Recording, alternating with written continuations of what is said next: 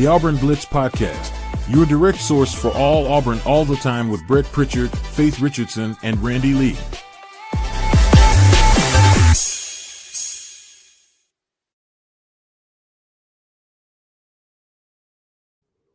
What's up, everybody? Welcome into the Auburn Blitz Podcast to get your week started here. Brett and Faith on this Monday morning. It's cooled off a little bit again, trying to creep back toward winter after that storm blew through this weekend. But we've got our eyes set on spring. We've got our eyes set on this March Madness tournament. And we're glad that you choose to join us each and every day, whenever it is that you choose to join us, whether it's to get your day started or later at night or whenever it is. We're just glad that you tune us in. And we appreciate all of you so much, and we appreciate all of our great partners out there. Sense of Green for air that's cool and clean. Call on Sense of Green. They are the carrier experts here in the state of Alabama and proud supporters of Auburn Athletics and the Auburn Blitz Podcast. Scout Program Management, a full-service construction management firm specializing in educational projects, rebuilds, renovations, brand new schools. They've got a ton of projects going on. If you're in that market and you need a construction you from start to finish, they are the guys to call on, no doubt about it. And then Bunkers on West Glen and Auburn. You don't need our explanation anymore. You know how much we like it here on the Auburn Blitz Podcast. Go check out Bunkers. They have a great menu. They've got a great atmosphere. This is the place to go for March Madness. So as March Madness gets kicked off this week, you need to go check out Bunkers on West Glen. They got plenty of parking there, and the food is outstanding. Good morning, Faith. Good to see you. Good morning. Felt like we were just here. No, not even, I guess, 12 hours ago that we were, but it's a great Monday morning. Yeah, it is. It's a great Monday morning. It's the best day ever. We're going to continue to go with that theme. As you brought that up a couple of weeks ago, I like that theme. It's hard not to get started best off on day ever. That's right. Got to get a best day ever scenario every single day here on the Auburn Blitz podcast. Obviously, yesterday we did our reaction show, and Auburn was the number one overall seed, and that was very warranted. I think there was some concern that they may not be after the skid they've been on this past week. Or a little week and a half, I guess, if you go back.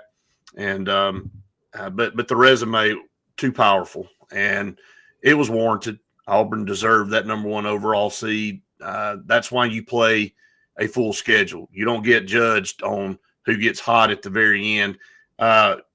It helps teams that are trying to get in the tournament. I think Texas actually played their way in to the NCAA tournament by winning a couple of games in the SEC tournament. But for the most part, the reschedule, the way you schedule, is to get, credit when it comes down to the end as far as what your resume looks like versus everybody else's. And that's what Bruce Pearl did, Faith, this year. He went out and he scheduled a bunch of really, really good teams, and Auburn won most of those games, and it paid off in the end.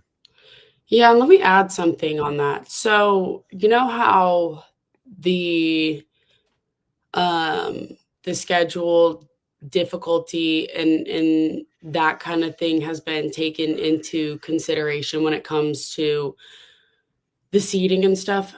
Let's talk about football and how they kind of were talking about with the new format of the 12-team playoff, how I think it was Lane Kiffin saying, oh, it doesn't matter how hard your schedule is. Like if you're because we saw some of those teams get in that honestly, they just got their butts whooped. They just got handed to them.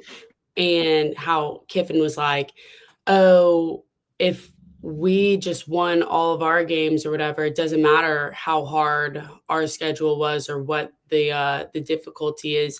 We're just going to schedule the easiest games so that we can get in the tournament, because Ole Miss was kind of on the line and they didn't get in. And I just think that with basketball, how they're taking into consideration how difficult the schedule was earlier, all the way up to the very beginning of our season at the Maui and things like that. I just think that's how it should be, even in football. And when we were talking about that yesterday. That's kind of rehashed in my brain about when it came to the football playoffs.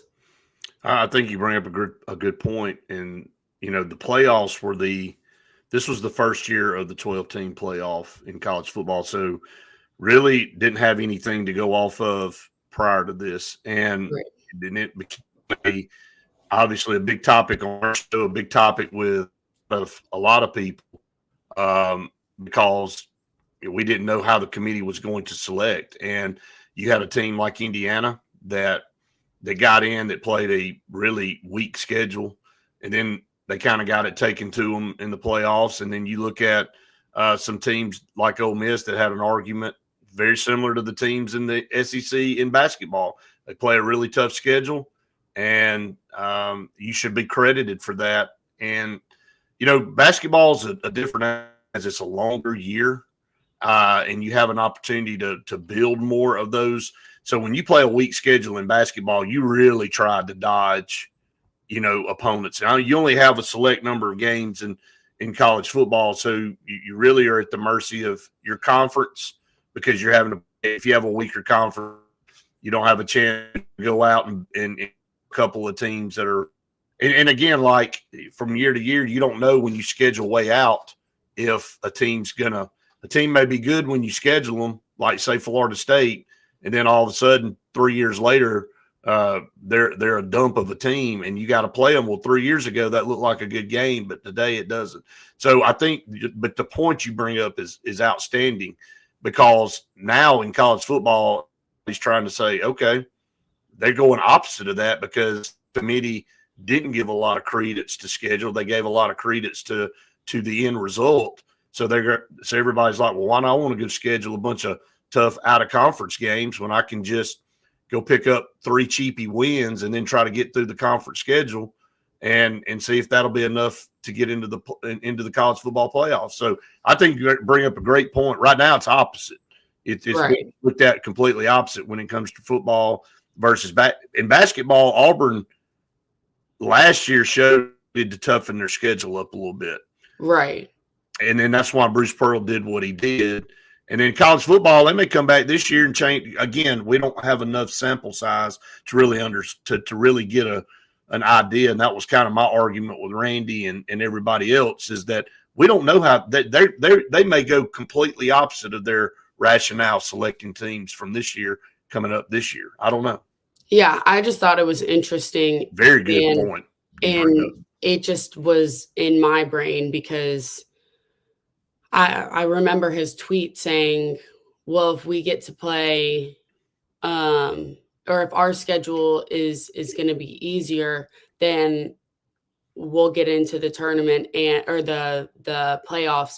And so why wouldn't I try to make the easiest schedule possible, obviously before SEC play, but that it just made me rethink of his tweets and all that kind of stuff, because in basketball, I get that it's a whole different kind of setup of the tournament and the college football playoffs, but I think with Bruce wanting the harder games and teams before going into SEC play, I think that shows what kind of coach Bruce is and how he's eager to toughen his team up and make them a better team through those kind of games.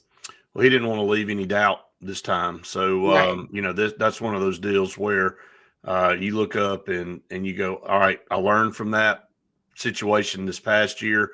Let's remove all doubt. Let's go out and schedule, by some indications, the toughest schedule in the country, if not one of the top 2 or 3 toughest schedules in the country. And to be able to win the games that they won and to have the record against quad 1 and quad 2 opponents Auburn had, they just blew everybody away this year. So when you look at it from that perspective, I thought the committee did the right thing. Now, again, we broke down the bracket, and we'll talk about this here in just a second.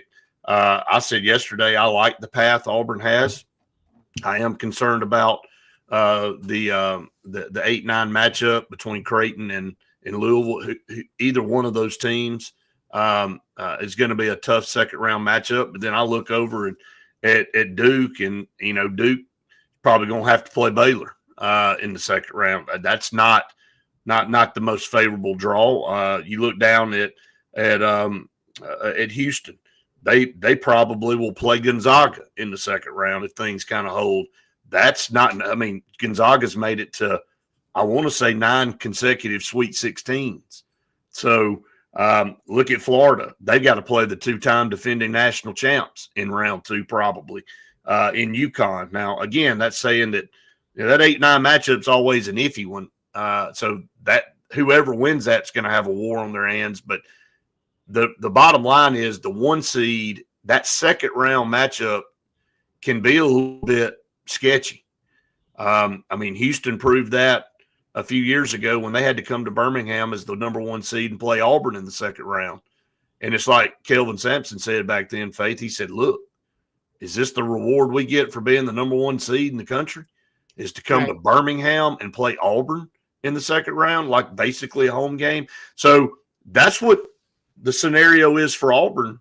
Possibly Louisville there in the second round in Kentucky.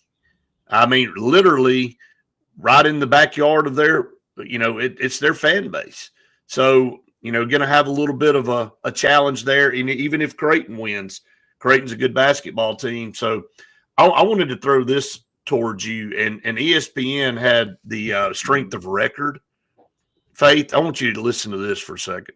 Strength of ranking or strength of record ranking is how strong a team's record is given its schedule. Here are the 4 regions and the breakdown. All right, the overall total of strength there, I don't have that number, but if you look at these teams or you look at these regions, Auburn has the hardest region of all of them based on strength of record. They have the number 1 seed, but they got the number 18, 10, 12, 15, 17, 22, 23, 24 in the country in their region, strength of schedule. Then you look down at the next regions. They have the 7, 14, 16, 30, 35, 36, 39, 43, 52. And then the other ones are very similar to that. I mean, it is on paper the hardest and most stacked region. Now, shouldn't it be the opposite of that for the number 1 overall seed? Now, I know you can't just push everybody that's into one that's got a low strength of schedule, but the number 1 overall seed is in the bracket with the most teams that have the highest strength of record in the whole tournament. So, yeah, on paper, you and I and Randy talked about it yesterday. It looks favorable, but in reality, it's the hardest on paper when you look at it. I mean, yeah, we've talked about how the strength of schedule has obviously impacted our team and in the seeding and stuff like that. But I think, I don't know. I think we've talked last night when we were talking about our bracket and everything. There's just we've got I think the best bracket we could have asked for. I think so. And yeah, I don't know. Well, I mean, again, when you look at this, and we'll go through this, and then we'll break down. You've got St. Francis, who Auburn's never played before, and Auburn is 6-0 all time against Alabama State. We'll look at that matchup, that potential matchup here in just a minute. But let's say Auburn takes care of business. You saw Bruce Pearl last night on CBS Sports Network. He was kidding with everybody. He said, "Look, I'm normally the 8-9 seed or the 12 seed. I'm not used to this number 1 seed stuff." So, but he brought up the same concern. he's not diminishing that first round game. But I mean, you're obviously the number one overall seed. You got to take care of business there. But he's already looking ahead to that potential roadblock in round two. He said, "This is not a give me to the second week of the tournament." And again, I think what the conversation needs to be had, Faith, and you and I talked about it yesterday, is that Auburn better figure out how to get back to their old form, because you're staring down the barrel of a loaded gun in that second game between Louisville or Creighton. I mean, that matchup makes me nervous. I mean, Louisville, I know the ACC hasn't been as strong a conference this year, but Louisville played Duke pretty well. I know they didn't have Cooper Flagg and Malik Brown, but they're going to have a little bit of home court advantage up there in Lexington. We better find our offense again, and I think that's kind of what Coach Pearl said. We're not hitting free throw. Our free throw percentage has dropped massively, and Janai really hasn't been the same free throw shooter since he was injured. And I know that he's battling a shoulder deal, obviously an ankle deal. The ankle looks a lot better, but a shoulder injury, especially when you're shooting the basketball, it can be enough to cause you to alter the way you shoot it and do some things because of that pain that we don't know what he's dealing with. So, but the stats show our free throw shooting's horrendous, and if you shoot free throws the way we've been shooting them in the last 3 or 4 weeks, you're not going to win tournament games. It's just not going to happen.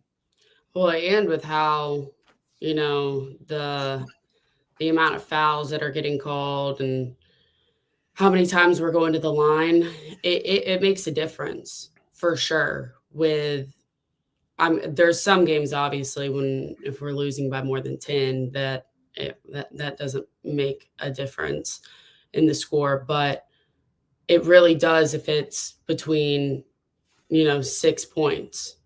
And if we're missing them, like Janai went 1 for 6, I think, maybe. Against who? Against Tennessee or Ole Miss. I don't know if it was that bad, was it? It was bad. I mean, it wasn't good, but I'll pull it up and look at it. But but that's the thing, though. It's like, right. Still, even then, it's like, if you're with Tennessee, I mean, we lost by 5. Well, free throws killed us.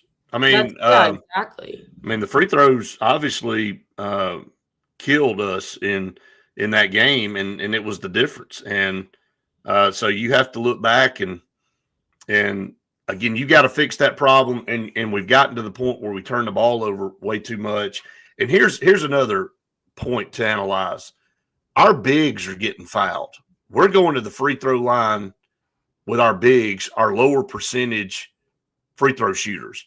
If you look at some of these other teams being their guards to the free throw line, we need them to strike more. We need Miles Kelly to strike more. We need Tahad Pettiford, even though he missed some key free throws in that in a couple of the games here coming down the stretch. We need those guys, though, at the line rather than Dylan Cardwell and John Broome. We even need Chad Baker there because, there for a long time earlier in the year, he had the longest made free throw streak in the country. Yeah. And he's kind of tailed off a little bit. But when you look at it from a standpoint of well, let me correct myself real quick. Yep. He went 5 for 12 against Tennessee. Right. But I remember, though, when it was because he was 0 for 4. Well, he's 0 for 4. They pulled up a graphic when he was 0 for 4. Right. And that's when I was like, dude, are you for real right now? Like, well, but again, if you look at Tennessee's, if you look at what they were able to do at the stripe and versus what Auburn was able to do, they were 25 of 27. They were 92%. Well, and we were 13 of 22. I mean, we were 59%. All right. So Bruce Pearl said, yesterday, one of the things he said, they're not a very good offensive team, Tennessee, but the way they got started, they were on pace to score 110 points. So we've been getting off to a slow start defensively.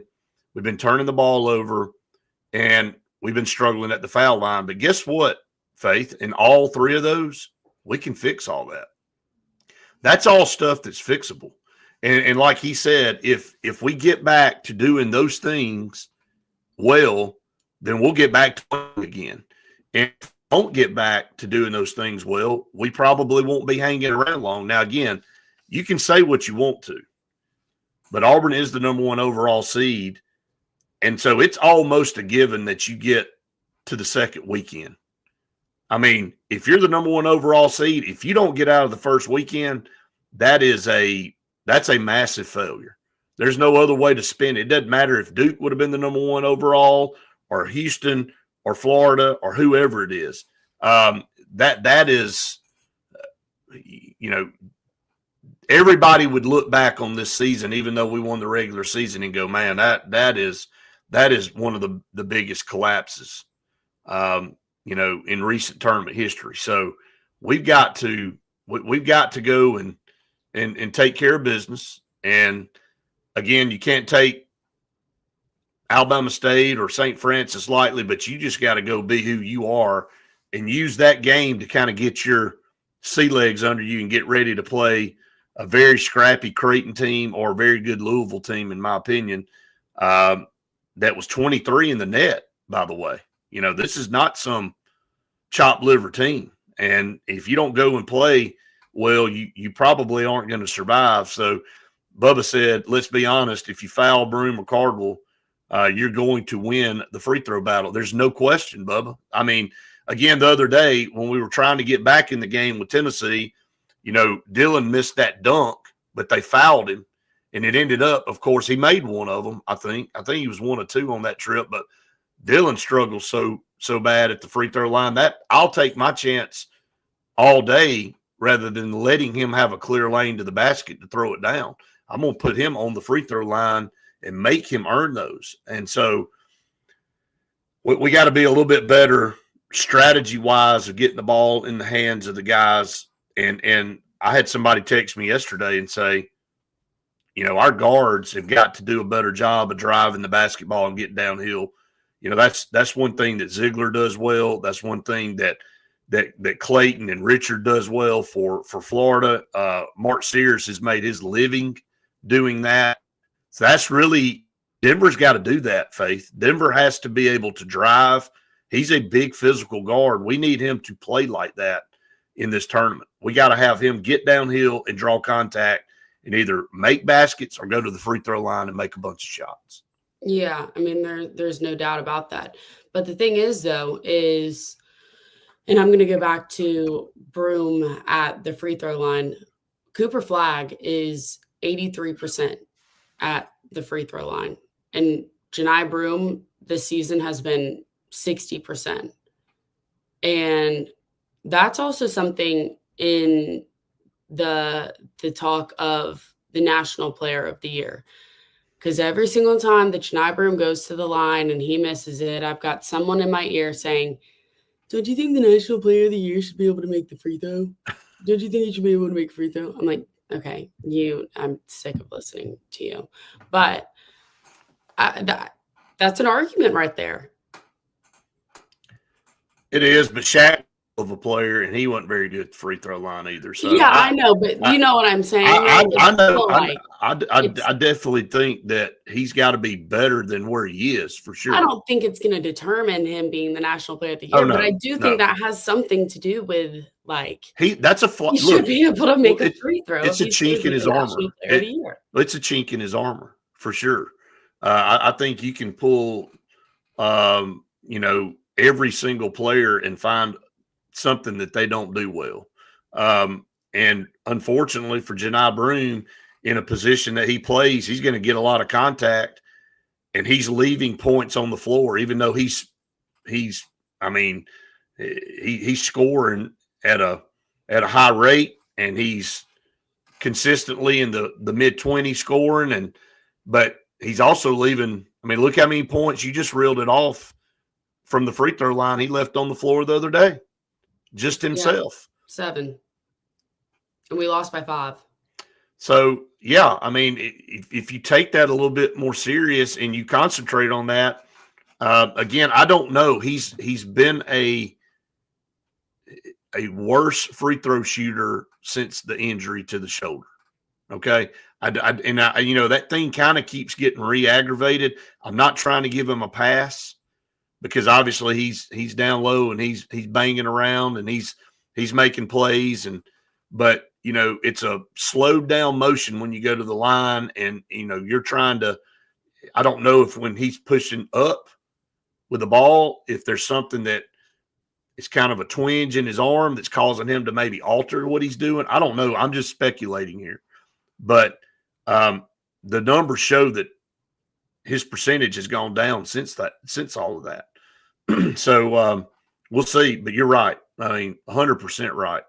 Player of the year, and we need him to play like that, not just inside, but also at the free throw line. He's going to be fouled.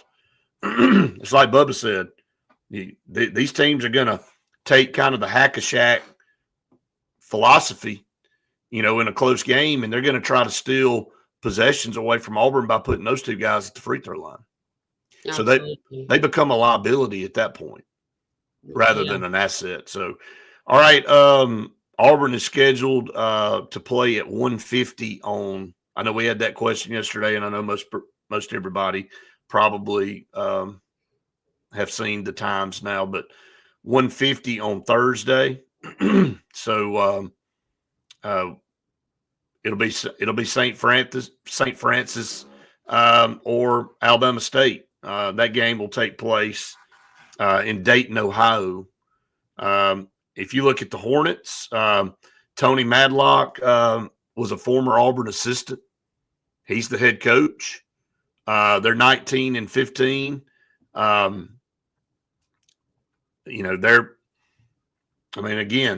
They won their conference, so they make it in. There, St. Francis is a team Auburn's never played before. They're 16-17. Not a very good team. We'll see how that plays out. If my money were on somebody, it'd probably be Alabama State. So that would set up an in-state matchup there, just like Auburn had a few years ago with Jacksonville State, opening up when they had to play over in North Carolina to start the NCAA tournament. So what do you want to see out of this team, regardless if it's Alabama State or St. Francis? It really shouldn't matter about the opponent. What do you want to see, Faith, that's going to give you some rejuvenated hope about this team?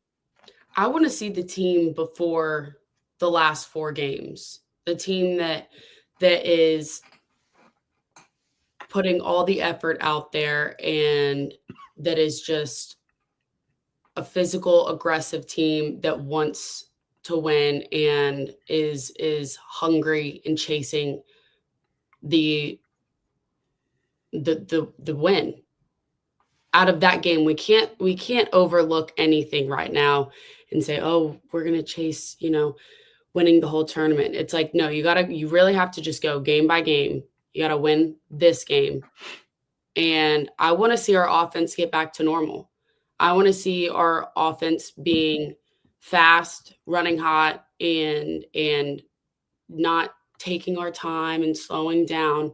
That's what I want to see. I want to see the team before these last 4 games. A team that's not complacent. Yep. Glenn said a halftime blowout. You're right. I mean, I remember back the 99 year when we opened up against Wofford, and I remember Mamadou and those guys just blowing them off the floor and looking the part, looking like a number 1 seed. And I know we ended up losing in the Sweet 16 to Ohio State, and Michael Redd and Scooney Penn beat us there in the second half, and it was a close game, and they end up going on to the Final Four. And I think if we'd have beaten Ohio State, we'd have gone to the Final Four. We would have won that Elite 8 game and moved on to a Final Four. But that was a very, very good Auburn team that showed it, and it took a great effort. That was not because we played bad. against Ohio State. Ohio State had to beat us, and there was no shame in that. You didn't want to lose it, obviously, but there was no shame. You don't want to see Auburn playing around with a Alabama State or a St. Francis, and you look up and it's midway through the second half, and it's a 8-point game or an 11-point game. Auburn needs to impose its will on whoever this opponent is. And everybody out there watching and listening may go, well, no, it does work like that. If you're the number 1 overall seed and you want to have a legit shot at this thing, you better play like it from start. And again, it starts with that first round game, and then you carry that momentum into whoever your opponent is on Saturday, whether it be Louisville or Creighton, and know that you're going to have max effort against whoever that is. And again, we're in one and done territory now. There is no tomorrow if you have a slip up. So let's go back through that part of it. Final Four: Florida, St. John's, Duke, and a spoiler, John said. Want to remind everybody too, we'll get to this a little bit later in the show, that we've got our bracket challenge up now. The link is out there. Make sure you go and sign up. It's free, and we'll have some cool prizes. Faith and I will be working on those and garnering all those prizes for all of you out there as we move forward. So again, it doesn't cost you anything to join. I looked up, I sent it out last night, and I think we already had right at 20 sign up right when I sent the link out. So go out there and find it. It'll be on our Auburn Blitz Facebook page and our Instagram. Just follow the link there, and it'll take you to it. The password is Blitz 2025. So Blitz 2025 is the password. So go do it. Now, don't let time slip away and you go, oh crap, I forgot to do that. So go do that and take care of that. All right. You've got Louisville moving on, right, Faith? I do. Okay. So then that would put Auburn against who in if Auburn were to win and hopefully beat Louisville, who do they play in the Sweet 16 in Atlanta? Hang on, let me look real quick. Michigan or Yale? I'll help you. Oh, Michigan. But you got Texas A&M winning over Yale. So you got Michigan, Texas A&M, and I've got Michigan, Yale. I got Yale upsetting Texas A&M, and again, it may be because I'm pissed off from last year, and I want them to beat somebody else and get that off of our back. But Yale is a good basketball team. I mean, they're 22-7. Yeah. And so we found out very, very the hard way last year not to sleep on Yale. And Texas A&M better not sleep on them either, the way they play. So, but again, I still smile when I look over at Michigan because Trey Donaldson he's playing so well. He was probably the main reason they won the Big Ten championship yesterday against Wisconsin. They hit a big three to give them the lead. Got a rebound.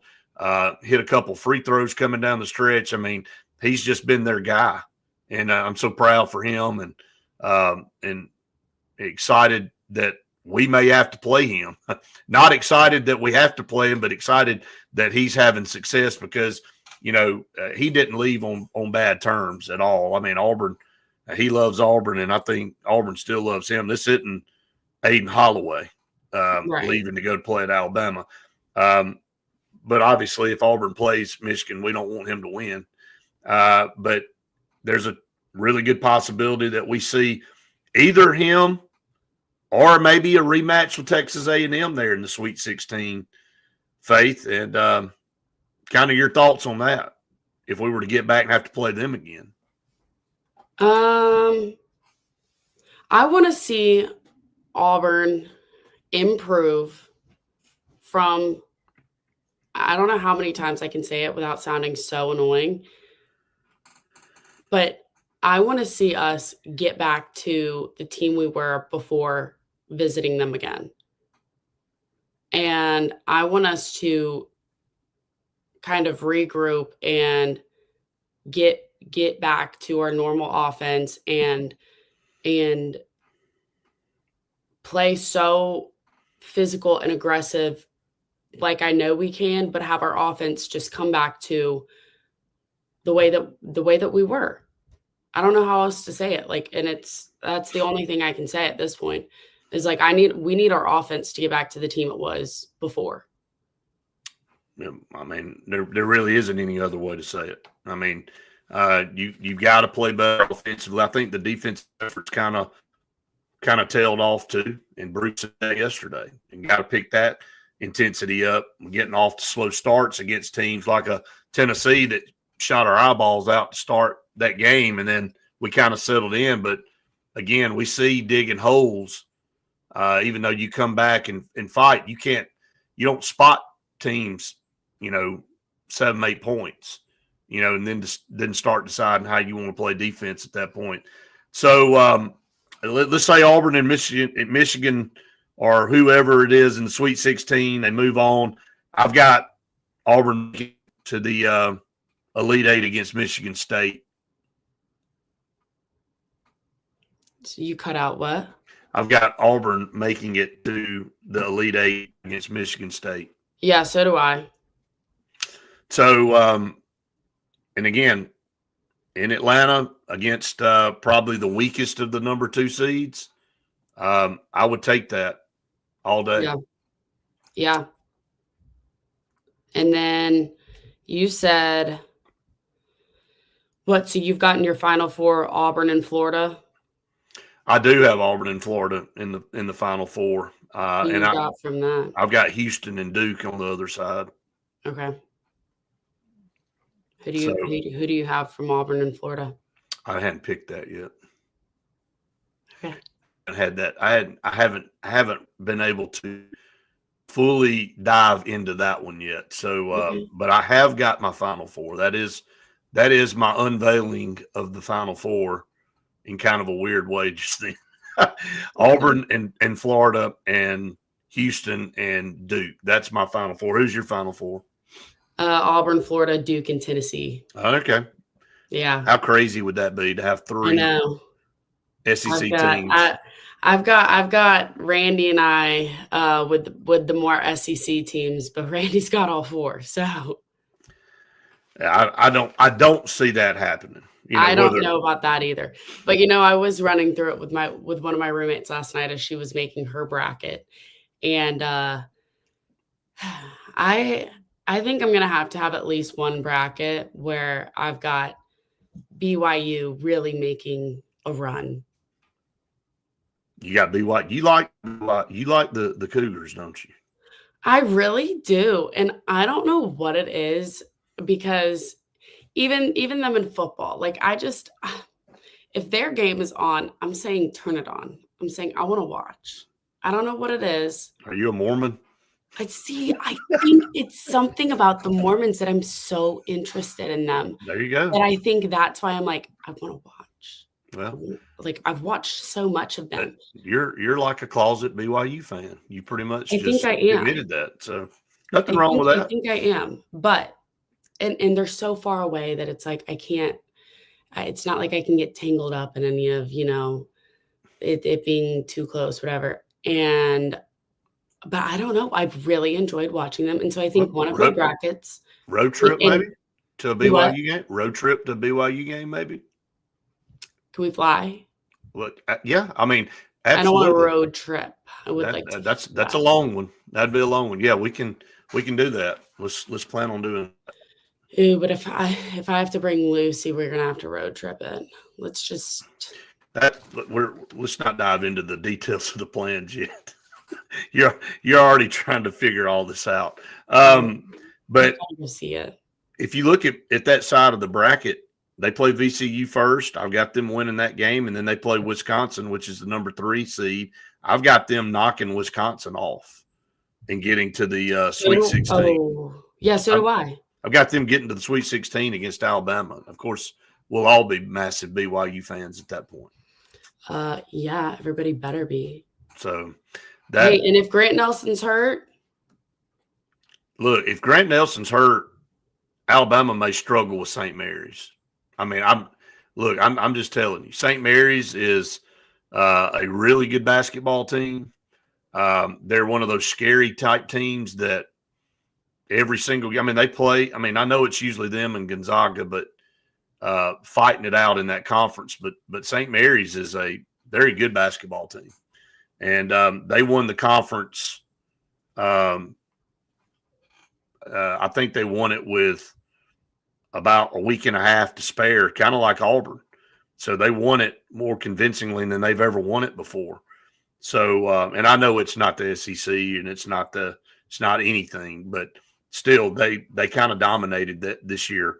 So as a 7 seed, they'll open up with Vanderbilt, and that won't be obviously an easy game for them. But I got St. Mary's moving on to play Alabama in the second round. And if Alabama is without Grant Nelson, like you said, no different than Iowa State losing the guy they lost, no different than Cooper Flagg being out for Duke if he were to be out, or Janai Broome to be out for Auburn. You lose one of your better players, it's going to hurt you. And I think Grant Nelson has been playing his best basketball, just like he did last year.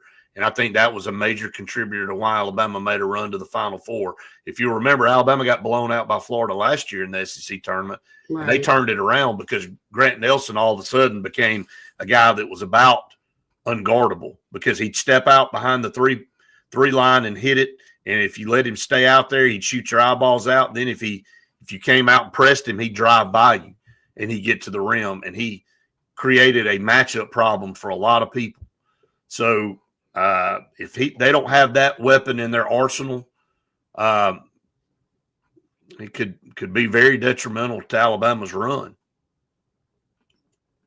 I mean, that, and they've been inconsistent with, Mark Sears, he's kind of come back from some of his inconsistencies, but Phylon, we talked about him yesterday, right, and how he's been inconsistent. I don't know, but yeah, I think a lot of the injuries now have taken a toll, and we've got to see who's coming back and who's going to be able to play without affecting their team from their injury. You know what I mean? Right. How when the first time we played Ole Miss and I was at that game, how Broome was on the other side of the court half the game from his ankle wasn't back yet, and he wasn't able to get right back on the other side, and they would take fast breaks and stuff like that. John, you want to know who St. Mary's played this year? I'll run down a few of them. Arizona State, Nebraska, Boise, Gonzaga twice, Oregon State. I can keep going down the list. They played some pretty good basketball teams. Nowhere near the SEC, but they played some good ones. And so I played Utah, beat Utah. So yeah, not terrible.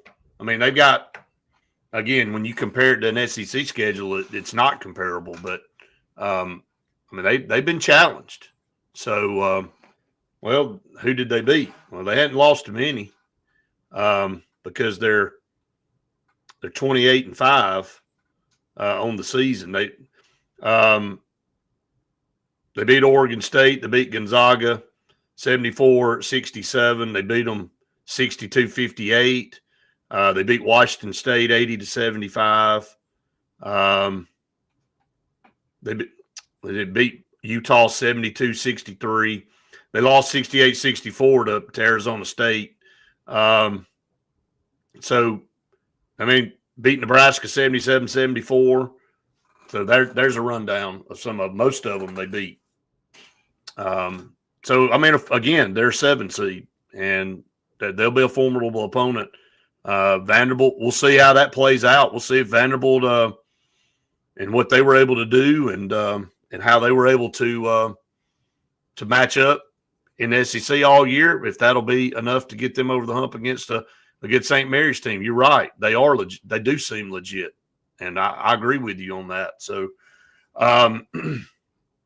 Want to thank some more of our partners here on the program. Again, we can't do it without them. Sure Shot and this turkey season is right around the corner. I mean, literally a couple of weeks away. I'm pumped up. You should be if you're turkey hunters, if a turkey hunter out there, or if you haven't decided if you want a turkey hunt or not, go ahead and decide to do that. And if you do that, go to Sure Shot. They've got the best selection of guns for you out there. Shotguns, whether it be a 12, a 20, 28, a 410, however you like to hunt. Go check them out. They've got all the ammo, the new apparel for turkey season. Check them out on Highway 280 here in Alexander City. They'll outfit you. You can call ahead 256-329-0080 to see if they have what you need or if they can get it for you. Oliver Ross, a full service bartending service, serving parties from 20 up to 20,000. Seriously. They handle big conventions all the way down to personal parties at your house. If you're looking to hire somebody, a fully licensed, trained staff of bartenders, Oliver Ross is who you call on. Check them out on Instagram and Facebook, and you can book them right there, and they'll set you up on whatever it is that you need there for your services. So, again, appreciate all of our partners here on the program. All right, Faith, closing out the show here. Again, mainly basketball talk this morning because kind of a carryover from yesterday with our reaction show yesterday afternoon. The hay's in the barn now, as Pat Dye used to say. So let's see who comes out of this thing. Auburn got the number 1 overall seed. They made history there. And the SEC made history by getting 14 teams in the NCAA tournament, which is crazy. The only 2 that didn't make it in were South Carolina and LSU, and we knew they weren't going to make it.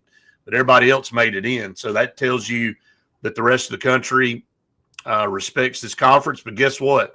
Has been a minute since an SEC team won a national title. Us and Alabama are the last 2 to make it to the Final Four. Can one of these SEC teams win a national title this year, get over the hump, or will it be Duke? Well, if you're Randy, one of them has to. Well, yeah, I mean, he's pretty much giving it 100% because he's got all 4 in there. I don't see it happening. Yeah, I don't know. Not all 4. That's all crazy. 4. But that would be awesome. Yeah, it would be awesome. I mean, it would prove what's happened pretty much all year, that the SEC is by far and away the most dominant conference. So, but like our chances, we get started Thursday. We'll watch that game between St. Francis and Alabama State just to see who the opponent's going to be, and then they'll have to turn around and play us on Thursday. So everybody get your bracket in. Go to the Auburn Blitz Facebook page or Instagram and find that link, and the password's there for you, everything. All you got to do is just go take a little time to do it. Faith and I will be compiling this list of prizes that we'll be revealing later on this week, and going to be some cool stuff for you to win, but you can't win if you're not registered. So go in there, fill your bracket out, and let's take a run at this thing. Well, Faith, we got a busy day ahead of us, so we might as well go ahead and get this thing rolling. Again, want to thank everybody for watching and listening each and every again, creeping on up there close, almost to 2,000 subscribers now. I want to remind everybody with our network now, and I sent this to you last night, and you must have already been comatose because you didn't respond. You were looking at the back of your eyelids. But, I mean, we have upwards of over 40,000 followers between all of our Sports Blitz and Auburn Blitz accounts. And so we appreciate all of you so much, whether it be Facebook, YouTube, and, YouTube really interacting with us now because we're growing at a rapid pace, and it's all because of you guys out there. And so we want to keep this thing rolling. And then when we hit 2,000, we want to get to 4, and then on up to 8, and then 12. We want to keep this thing going on. So again, we appreciate all of you that tune us in. Spread the word. Help keep spreading the word, guys. If you like our content, tell your friends, your buddies, tell them to go out there. It doesn't cost anything. Subscribe to our YouTube channel. Hit that alert button so every time we get on, whether it be a reaction show or first thing in the morning at 8 o'clock to get your day started, you'll get that little ding, and it'll let you know that we're on. So, and then, of course, you can get off to the best day ever like Faith does every morning. So every day. Every single day. All right, guys, it's been fun. We'll be back with you tomorrow at the same time. Again, miss Jason Caldwell today. Hopefully going to get him on Wednesday. Meant to say something earlier about that. Hopefully get him on Wednesday. He will be heading out to Lexington that day. So if he has some time that morning, he's going to jump on with us on Wednesday morning. I'll keep everybody posted on that. But again, missed him this morning. We'll get him back eventually. There's a lot going on. We didn't even talk about Auburn winning against Vanderbilt. We'll talk about that tomorrow, taking 2 out of 3. What a great story. Cade blew grand slam basically in walk-off fashion. Had to come back the next inning and get 3 outs. But great start for Auburn baseball to get off to a series win against a very good Vanderbilt team. So we'll talk more about that tomorrow. You have our word on that, right? Absolutely. All right, guys, everybody have a great day and a big O. War Eagle.